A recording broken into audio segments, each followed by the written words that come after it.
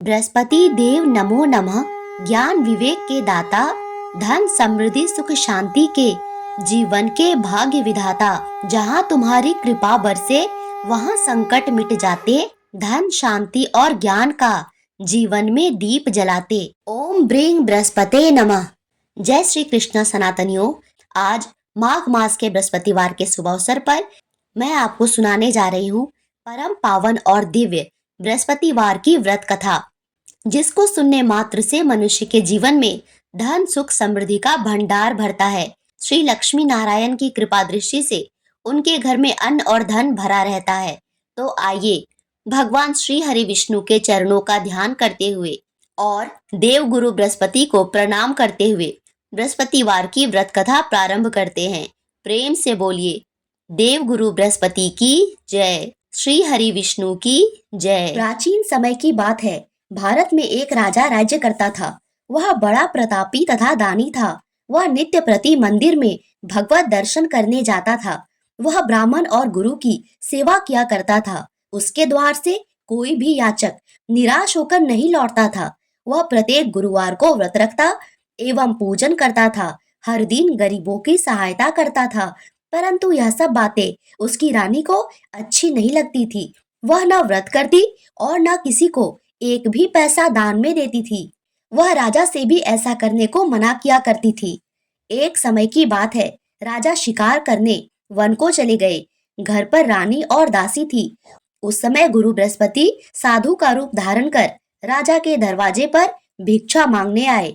साधु ने रानी से भिक्षा मांगी तो वह कहने लगी, हे साधु महाराज, मैं इस दान और पुण्य से तंग आ गई हूँ। इस कार्य के लिए तो मेरे पतिदेव ही बहुत हैं। अब आप ऐसी कृपा करें कि सारा धन नष्ट हो जाए और मैं आराम से रह सकूं।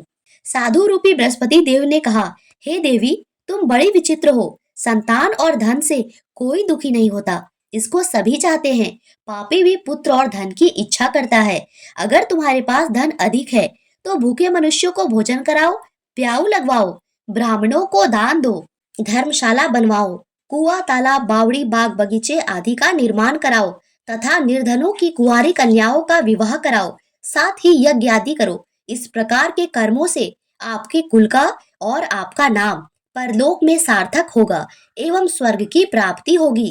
परंतु रानी साधु की इन बातों से खुश नहीं हुई। उसने कहा, हे साधु महाराज, मुझे ऐसे धन की आवश्यकता नहीं है जिसको मैं अन्य लोगों को दान दूं और जिसको रखने और संभालने में ही मेरा सारा समय नष्ट हो जाए। साधु ने कहा, हे देवी, यदि तुम्हारी ऐसी ही इच्छा है तो जैसा मैं तुम्हें बताता हूँ तुम वैसा ही करना। बृहस्पतिवार के दिन अपने घर को गोबर से लीपना, अपने केशों को पीली मिट्टी से धोना, केशों को धोते समय स्नान करना, राजा से कहना वह हजामत करवाए और भोजन में मांस मंदिरा खाना, कपड़ा धोबी के यहाँ धुलने देना। इस प्रकार 7 बृहस्पतिवार करने से तुम्हारा धन नष्ट हो जाएगा। यह कहकर साधु महाराज रूपी बृहस्पति देव अंतर ध्यान हो गए। रानी ने साधु के कहने के अनुसार 7 बृहस्पतिवार तक वैसा ही करने का विचार किया। साधु के बताए अनुसार कार्य करते हुए केवल 3 बृहस्पतिवार ही बीते थे कि उसकी समस्त धन संपत्ति नष्ट हो गई। भोजन के लिए दोनों समय परिवार तरसने लगा तथा सांसारिक भोगों से दुखी रहने लगा। तब वह राजा रानी से कहने लगा, हे रानी, तुम यहाँ पर रहो, मैं दूसरे देश को जाता हूँ। क्योंकि यहाँ पर मुझे सभी मनुष्य जानते हैं, इसीलिए मैं कोई कार्य नहीं कर सकता। मैं अब परदेश जा रहा हूँ, वहाँ कोई काम धंधा करूंगा, शायद हमारे भाग्य बदल जाए। ऐसा कहकर राजा परदेश चला गया। वह वहाँ जंगल से लकड़ी काट कर लाता और शहर में बेचता। इस तरह जीवन व्यतीत करने लगा। इधर राजा के बिना रानी और दासियां दुखी रहने लगी। किसी दिन भोजन मिलता तो किसी दिन जल पीकर ही रह जाती। एक समय रानी और दासियों को 7 दिन बिना भोजन के व्यतीत करना पड़ा। तो रानी ने अपनी दासी से कहा, हे दासी, यहाँ पास ही के नगर में मेरी बहन रहती है। वह बड़ी धनवान है। तू उसके पास जा और वहां से 5 सेर बेजर मांग के ले आ, जिससे कुछ समय के लिए गुजर हो जाएगा। दासी रानी के बहन के पास गई। रानी की बहन उस समय पूजा कर रही थी। बृहस्पतिवार का दिन था। दासी ने रानी की बहन से कहा, हे रानी, मुझे आपकी बहन ने भेजा है, मुझे 5 सेर बेजर दे दो। दासी ने यह बात अनेक बार कही, परंतु रानी की बहन ने कोई उत्तर नहीं दिया, क्योंकि वह उस समय बृहस्पतिवार की कथा सुन रही थी। जब दासी को रानी की बहन से कोई उत्तर नहीं मिला तो वह बहुत दुखी हुई। उसे क्रोध भी आया। वह लौटकर रानी से बोली, हे रानी, आपकी बहन तो बहुत बड़ी स्त्री है। वह छोटे लोगों से बात भी नहीं करती। मैंने उससे कहा तो उसने कोई उत्तर नहीं दिया। मैं वापस चली आई। रानी बोली, हे दासी, इसमें उसका कोई दोष नहीं है। जब बुरे दिन आते हैं तब कोई सहारा नहीं देता। अच्छे बुरे का पता विपत्ति में ही लगता है। जो ईश्वर की इच्छा होगी वही होगा। यह सब हमारे भाग्य का दोष है। उधर रानी की बहन ने सोचा, मेरी बहन की दासी आई थी, परंतु मैं उससे न बोली। इससे वह बहुत दुखी हुई होगी। अतः कथा सुन और विष्णु भगवान का पूजन समाप्त कर अपनी बहन के घर आई और कहने लगी, हे बहन, मैं बृहस्पतिवार का व्रत कर रही थी। तुम्हारी दासी हमारे घर गई थी, परंतु जब तक कथा होती है ना उठते हैं ना बोलते हैं, इसीलिए मैं नहीं बोली। कहो दासी, क्यों गई थी? रानी बोली, बहन, हमारे घर अनाज नहीं था। वैसे तुमसे कोई बात छिपी नहीं है, इस कारण मैंने दासी को तुम्हारे पास 5 सेर बेझर लेने के लिए भेजा था। रानी की बहन बोली, बहन देखो, बृहस्पति भगवान सबकी मनोकामना पूर्ण करते हैं। देखो, शायद तुम्हारे घर में अनाज रखा हो। यह सुनकर दासी घर के अंदर गई और वहां उसे एक बड़ा घड़ा बेझर का भरा मिल गया। उसे बड़ी हैरानी हुई क्योंकि उसने एक एक बर्तन देख लिया था। उसने बाहर आके रानी को बताया। दासी अपनी रानी से कहने लगी, हे रानी देखो, वैसे हमको जब अन्न नहीं मिलता तो हम रोज ही व्रत करते हैं। अगर इनसे व्रत की विधि और कथा पूछ ली जाए तो उसे हम भी किया करेंगे। दासी के कहने पर रानी ने अपनी बहन से बृहस्पतिवार व्रत के बारे में पूछा। उसकी बहन ने बताया, हे रानी बहन, बृहस्पतिवार को सूर्योदय से पूर्व उठकर स्नान करके बृहस्पतिवार का व्रत करना चाहिए, लेकिन उस दिन सिर नहीं धोना चाहिए। बृहस्पतिवार के व्रत में चने की दाल और मुनक्का से विष्णु भगवान का केले के वृक्ष की जड़ में पूजन करे तथा दीपक जलावे। उस दिन एक ही समय भोजन करे। भोजन पीले खाद्य पदार्थ का करे तथा कथा सुने। इस प्रकार करने से गुरु भगवान प्रसन्न होते हैं, अन्न पुत्र धन देते हैं, मनोकामना पूर्ण करते हैं। व्रत और पूजन की विधि बता के रानी की बहन अपने घर लौट आई। रानी और दासी दोनों ने निश्चय किया कि बृहस्पति देव भगवान का पूजन जरूर करेंगे। 7 दिन बाद जब बृहस्पतिवार आया तो उन्होंने व्रत रखा। गुड़साल में जाकर चना और गुड़ बीन लाई तथा उसकी दाल से केले की जड़ और विष्णु भगवान का पूजन किया। अब भोजन पीला कहाँ से आए? दोनों बड़ी दुखी हुई, परंतु उन्होंने व्रत रखा था, इस कारण बृहस्पति भगवान प्रसन्न थे। एक साधारण व्यक्ति के रूप में 2 थालों में सुंदर पीला भोजन लेकर आए और दासी को देकर बोले, हे दासी, यह भोजन तुम्हारे और रानी के लिए है, तुम दोनों भोजन करना। दासी भोजन पाके बड़ी प्रसन्न हुई और रानी से बोली, रानी जी, भोजन कर लो। रानी को भोजन आने के बारे में कुछ पता नहीं था, इसीलिए वह दासी से बोली, जा तू ही भोजन कर, क्योंकि तू हमारे व्यर्थ में हंसी उड़ाती है। दासी बोली, एक व्यक्ति भोजन दे गया है। रानी कहने लगी, वह भोजन तेरे ही लिए दे गया है, जा तू ही भोजन कर। दासी ने कहा, वह व्यक्ति हम दोनों के लिए 2 थालों में भोजन दे गया है, इसीलिए मैं और आप दोनों ही साथ साथ भोजन करेंगी। दोनों ने गुरु भगवान को नमस्कार कर भोजन आरंभ किया। इसके बाद से प्रत्येक बृहस्पतिवार को गुरु भगवान का व्रत और पूजन करने लगी। बृहस्पति भगवान की कृपा से उनके पास धन हो गया, परंतु रानी फिर पहले की तरह से आलस्य करने लगी। तब दासी बोली, देखो रानी, तुम पहले भी इस प्रकार आलस्य करती थी, तुम्हें धन को रखने में कष्ट होता था, इसी कारण सभी धन नष्ट हो गया। अब गुरु भगवान की कृपा से बड़ी मुश्किल से हमें यह धन मिला है, तो फिर तुम्हें आलस्य होता है। बड़ी मुसीबतों के बाद हमने यह धन पाया है, इसीलिए हमें दान पुण्य करना चाहिए। तुम भूखे मनुष्यों को भोजन कराओ, प्याऊ लगवाओ, ब्राह्मणों को दान दो, कुआं तालाब बावड़ी आदि का निर्माण कराओ, मंदिर पाठशाला बनवाकर दान दो, कुंवारी कन्याओं का विवाह कराओ, धन को शुभ कार्यों में खर्च करो, जिससे तुम्हारे कुल का यश बढ़े और स्वर्ग की प्राप्ति हो तथा पितर भी प्रसन्न हो। दासी की बात मानकर रानी ने इसी प्रकार के कर्म करने प्रारंभ किए, जिससे उनका काफी यश फैलने लगा। एक दिन रानी और दासी आपस में विचार करने लगी, न जाने राजा किस दशा में होंगे, उनकी कोई खोज खबर नहीं है। गुरु भगवान से उन्होंने प्रार्थना की और भगवान ने रात्रि में राजा को स्वप्न में कहा, हे राजा उठ, तेरी रानी तुझको याद करती है, अब अपने देश को लौट जा। राजा प्रातः काल उठकर जंगल से लकड़ियां काटकर लाने के लिए जंगल की ओर चल पड़ा। जंगल से गुजरते हुए वह सोचने लगा रानी की गलती से उसे कितने दुख भोगने पड़े। राजपाट छोड़कर उसे जंगल में आकर रहना पड़ा। जंगल से लकड़ियां काटकर उन्हें बेचकर गुजारा करना पड़ा।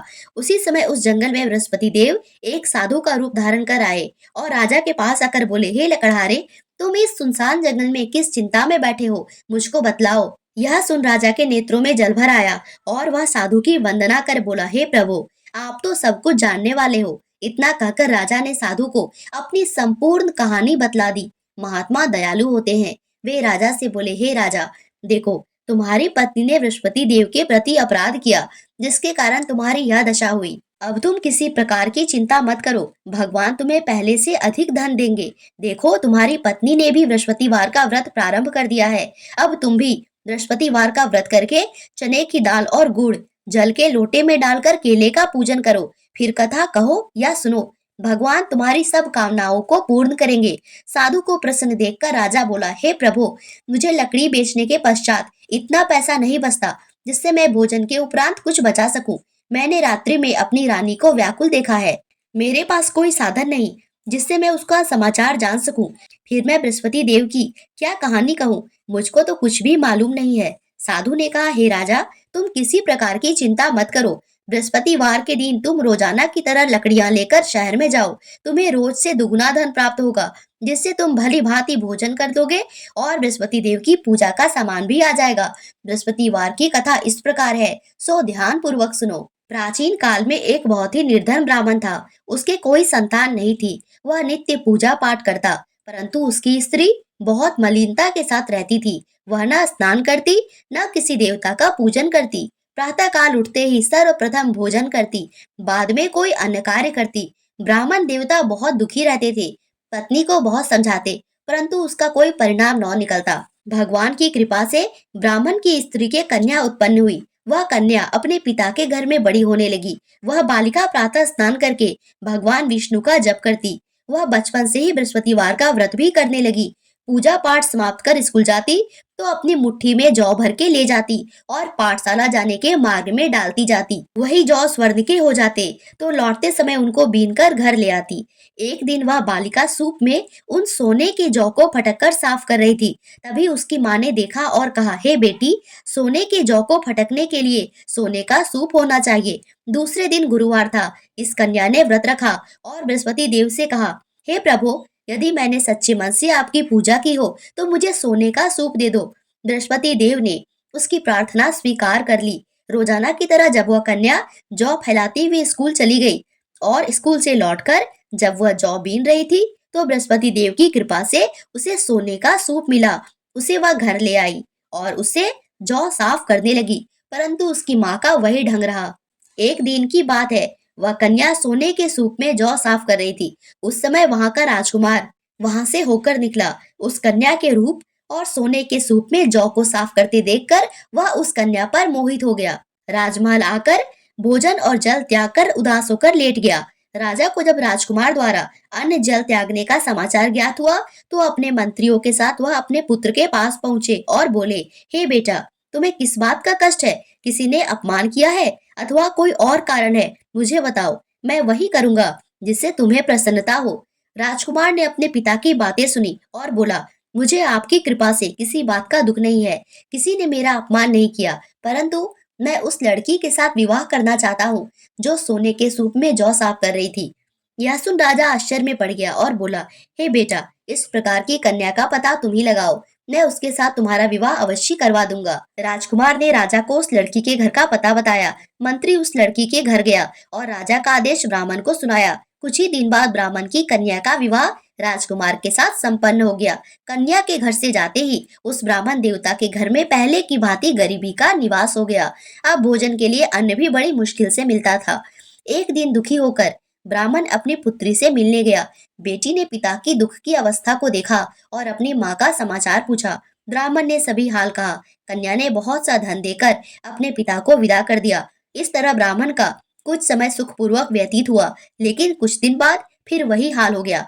ब्राह्मण फिर अपनी कन्या के यहाँ गया और सभी हाल कहा तो पुत्री बोली, हे पिताजी, आप माताजी को यहाँ लिवा लाओ। मैं उन्हें वह विधि बता दूंगी जिससे गरीबी दूर हो जाए। ब्राह्मण देवता अपनी स्त्री को साथ लेकर अपनी पुत्री के पास राजमहल पहुंचे। तो पुत्री अपनी माँ को समझाने लगी, हे माँ, तुम प्रातः काल उठते ही सर्वप्रथम स्नान आदि करके विष्णु भगवान का पूजन करो तो सब दरिद्रता दूर हो जाएगी। परंतु उसकी माँ ने उसकी एक बात नहीं मानी। वह प्रातः काल उठकर अपनी पुत्री का बछा जूठन खा लेती थी। एक दिन उसकी पुत्री को बहुत गुस्सा आया। उसने एक रात एक कोठरी से सारा सामान निकाल दिया और अपनी माँ को उसमें बंद कर दिया। प्रातः काल उसमें से निकाला और स्नान आदि करा के पूजा पाठ करवाया तो उसकी माँ की बुद्धि ठीक हो गई। उसके बाद वह नियम से पूजा पाठ करने लगी और बृहस्पतिवार का व्रत भी रखने लगी। इस व्रत के प्रभाव से उसकी माँ बहुत धनवान हो गई और बृहस्पति देवता के प्रभाव से स्वर्ग को प्राप्त हुई। वह ब्राह्मण भी सुखपूर्वक इस लोक का सुख भोग कर स्वर्ग को प्राप्त हुआ। इस तरह कहानी कहकर साधु देवता वहाँ से लोप हो गए। धीरे धीरे समय व्यतीत होने पर फिर बृहस्पतिवार का दिन आया। राजा जंगल से लकड़ी काटकर किसी शहर में बेचने गया। उसे उस दिन और दिनों से अधिक धन मिला। राजा ने चना गुड़ आदि लाके बृहस्पतिवार का व्रत किया। उस दिन से उसके सभी क्लेश दूर हो गए। परंतु जब अगला गुरुवार का दिन आया तो वह बृहस्पतिवार का व्रत करना भूल गया। इस कारण बृहस्पति भगवान नाराज हो गए। उस दिन उस नगर के राजा ने विशाल यज्ञ का आयोजन किया और अपने समस्त राज्य में घोषणा करवा दी, कोई भी मनुष्य अपने घर में भोजन न बनाए, न आग जलाए। समस्त लोग मेरे यहाँ भोजन करने आए। इस आज्ञा को जो न मानेगा उसको फांसी की सजा दी जाएगी। राजा के आज्ञानुसार राज्य के सभी वासी राजा के भोज में सम्मिलित हुए, लेकिन लकड़हारा कुछ देर से पहुंचा, इसीलिए राजा उसको अपने साथ महल में ले गए। जब राजा लकड़हारे को भोजन करा रहे थे तो रानी की दृष्टि उस खूंटी पर पड़ी जिस पर उसका हार लटका हुआ था। उसे हार खूंटी पर लटका दिखाई नहीं दिया। रानी को निश्चय हो गया कि मेरा हार इसी लकड़हारे ने चुरा लिया है। उसी समय सैनिक बुलवाकर उसको जेल में डलवा दिया। जब लकड़हारा जेल खाने में गया तो बहुत दुखी होकर विचार करने लगा कि न जाने कौन से पूर्व जन्म के कर्म से मुझे यह दुख प्राप्त हुआ है, और उसी साधु को याद करने लगा जो जंगल में मिला था। तत्काल बृहस्पति देव साधु के रूप में प्रकट हो गए और उसकी दशा को देखकर कहने लगे, अरे मूर्ख, तूने बृहस्पति देवता की कथा नहीं कही, इसी कारण तुझे दुख प्राप्त हुआ। अब चिंता मत कर, बृहस्पतिवार के दिन जेल खाने के दरवाजे पर 4 पैसे पड़े मिलेंगे, उनसे तू बृहस्पति देव की पूजा करना तो तेरे सभी कष्ट दूर हो जाएंगे। अगले बृहस्पतिवार उसे जेल के द्वार पर 4 पैसे मिले। राजा ने पूजा का सामान मंगवाकर कथा कही और प्रसाद बांटा। उसी रात्रि को बृहस्पति देव ने उस नगर के राजा को स्वप्न में कहा, हे राजा, तूने जिस आदमी को जेल खाने में बंद कर दिया है वह निर्दोष है, वह राजा है, उसे छोड़ देना। रानी का हार उसी खूंटी पर टंगा हुआ है। अगर तू ऐसा नहीं करेगा तो मैं तेरे राज्य को नष्ट कर दूंगा। राजा प्रातःकाल उठा और खूंटी पर हाथ टंगा देखकर लकड़हारे से क्षमा मांगी और राजा के योग सुंदर वस्त्र आभूषण भेंट कर उसे विदा किया। गुरुदेव की आज्ञा अनुसार राजा अपने नगर को चल दिया। राजा जब नगर के निकट पहुंचा उसे बड़ा ही आश्चर्य हुआ। नगर में पहले से अधिक बाग, तालाब और कुएं तथा बहुत सी धर्मशालाएं, मंदिर आदि बने हुए थे। राजा ने पूछा, यह किसका बाग और धर्मशाला है? तब नगर के सब लोग कहने लगे, यह सब रानी और दासी के द्वारा बनवाए गए हैं। राजा को आश्चर्य हुआ और गुस्सा भी आया। जब रानी ने खबर सुनी कि राजा आ रहे हैं तो उसने अपनी दासी से कहा, हे दासी, देख, राजा हमको कितनी बुरी हालत में छोड़ गए थे, हमारी ऐसी हालत देखकर लौट न जाए, इसीलिए तू दरवाजे पर खड़ी हो जा। रानी की आज्ञा अनुसार दासी दरवाजे पर खड़ी हो गई और जब राजा आए तो उन्हें अपने साथ महल में लिवा लाई। तब राजा ने क्रोध करके अपनी तलवार निकाली और पूछने लगा, बताओ, यह धन तुम्हें कैसे प्राप्त हुआ है? तब रानी ने बताया, हमें यह सब धन बृहस्पति देव के व्रत के प्रभाव से प्राप्त हुआ है। राजा ने तब निश्चय किया कि 7 रोज बाद तो सभी बृहस्पति देव का पूजन करते हैं, परंतु मैं रोजाना दिन में 3 बार कथा कहा करूंगा और रोज व्रत किया करूंगा। अब हर समय राजा के दुपट्टे में चने की दाल बंधी रहती और दिन में 3 बार कथा कहता। एक रोज राजा ने विचार किया, चलो अपनी बहन के यहाँ हो आए। इस तरह का निश्चय कर राजा घोड़े पर सवार होकर अपनी बहन के यहाँ चल दिया। मार्ग में उसने देखा कुछ आदमी एक मुर्दे को लिए जा रहे हैं। उन्हें रोककर राजा कहने लगा, अरे भाइयों, मेरे बृहस्पतिवार की कथा सुन लो। वे बोले, लो, हमारा तो आदमी मर गया है, इसको अपनी कथा की पड़ी है। परंतु कुछ आदमी बोले, अच्छा कहो, हम तुम्हारी कथा भी सुनेंगे। राजा ने दाल निकाली और कथा कहनी शुरू की। जब कथा आधी हुई तो मुर्दा हिलने लगा और जब कथा समाप्त हुई तो राम राम करके वह मुर्दा खड़ा हो गया। राजा आगे बढ़ा। उसे चलते चलते शाम हो गई। आगे मार्ग में उसे एक किसान खेत में हल चलाता मिला। राजा उससे बोला, अरे भैया, तुम मेरी बृहस्पतिवार की कथा सुन लो। किसान बोला, जब तक मैं तेरी कथा सुनूंगा 4 हरिया जोत लूंगा। जा अपनी कथा किसी और को सुनाना। राजा आगे चलने लगा। राजा के हटते ही बैल पछाड़ खाकर गिर गए और किसान के पेट में बहुत जोर से दर्द होने लगा। उसी समय किसान की माँ रोटी लेकर आई। उसने जब यह देखा तो अपने पुत्र से सब हाल पूछा। बेटे ने सभी हाल बता दिया। बुढ़िया दौड़ी दौड़ी उस घुड़सवार के पास गई और उससे बोली, मैं भी तेरी कथा सुनूंगी, तू अपनी कथा मेरे खेत पर ही चलकर कहना। राजा ने लौटकर बुढ़िया के खेत पर जाकर कथा कही, जिसको सुनते ही बैल खड़े हो गए और किसान के पेट का दर्द भी बंद हो गया। राजा अपनी बहन के घर पहुंच गया। बहन ने भाई की खूब मेहमानी की। दूसरे रोज प्रातःकाल राजा जगा तो वह देखने लगा कि सब लोग भोजन कर रहे हैं। राजा ने अपनी बहन से जब पूछा, ऐसा कोई मनुष्य है जिसने भोजन नहीं किया है, जो मेरी बृहस्पतिवार की कथा सुन ले? बहन बोली, हे भैया, यह देश ऐसा ही है। पहले यहाँ के लोग भोजन करते हैं, बाद में अन्य कार्य करते हैं। अगर कोई पड़ोस में हो तो मैं देख आती हूँ। ऐसा कहकर बहन देखने चली, परंतु उसे कोई भी ऐसा व्यक्ति नहीं मिला जिसने भोजन नहीं किया हो। अंत में वह एक कुम्हार के घर गई, जिसका लड़का बीमार था। उसे मालूम हुआ कि उसके यहाँ 3 दिन से किसी ने भोजन नहीं किया है। रानी ने अपने भाई की कथा सुनने के लिए कुम्हार से कहा। वह तैयार हो गया। राजा ने जाके बृहस्पतिवार की कथा कही, जिसको सुनकर उसका लड़का ठीक हो गया। अब तो राजा की प्रशंसा होने लगी। एक दिन राजा ने अपनी बहन से कहा, हे बहन, मैं अपने घर जाऊंगा, तुम भी तैयार हो जाओ। राजा की बहन ने अपनी सास से अपने भाई के साथ जाने की आज्ञा मांगी। सास बोली, चली जा, परंतु अपने लड़कों को मत ले जाना, क्योंकि तेरे भाई को कोई संतान नहीं होती है। बहन ने अपने भाई से कहा, हे भैया, मैं तो चलूंगी, परंतु कोई बालक नहीं जाएगा। राजा ने कहा, जब कोई बालक नहीं चलेगा तब तुम जाकर ही क्या करोगी? दुखी मन से राजा अपने नगर को लौट आया। राजा ने अपने रानी से कहा, हम निसंतान हैं, इसीलिए कोई हमारे घर आना पसंद नहीं करता। इतना कह वह बिना भोजन आदि के शैया पर लेट गए। रानी बोली, हे प्रभु, बृहस्पति देव ने हमें सब कुछ दिया है, वे हमें संतान भी अवश्य देंगे। उसी रात बृहस्पति देव ने राजा को स्वप्न में कहा, हे राजा, उठ, सभी सोच त्याग दे, तेरी रानी गर्भवती है। राजा को यह जानकर बड़ी खुशी हुई। 9वें महीने रानी के गर्भ से एक सुंदर पुत्र पैदा हुआ। जब राजा की बहन ने यह शुभ समाचार सुना तो वह बहुत खुश हुई और बधाई लेकर अपने भाई के यहाँ आई। तभी रानी ने कहा, घोड़ा चढ़कर नहीं आई, गधा चढ़ी आई। राजा की बहन बोली, भाभी, मैं इस प्रकार न कहती तो तुम्हें औलाद कैसे मिलती? बृहस्पति देव ऐसे ही हैं, जिसके मन में जो कामना रहती है सभी को पूर्ण करते हैं। जो सद्भावना पूर्वक बृहस्पतिवार का व्रत करता है एवं पढ़ता है अथवा सुनता है और दूसरों को सुनाता है, बृहस्पति देव उसकी सभी मनोकामना पूर्ण करते हैं। बृहस्पति देव उसकी सदैव रक्षा करते हैं। जो संसार में सद्भावना और सच्चे हृदय से बृहस्पति देव का पूजन करते हैं, उनकी सभी मनोकामनाएं उसी प्रकार पूर्ण होती है जैसे रानी और राजा ने बृहस्पति देव की कथा का गुणगान किया तो उनकी सभी इच्छाएं बृहस्पति देव ने पूर्ण की। मनुष्य को हृदय से उनका मनन करते हुए जय जयकार करना चाहिए। बोलो बृहस्पति भगवान की जय, विष्णु भगवान की जय, बाके बिहारी लाल की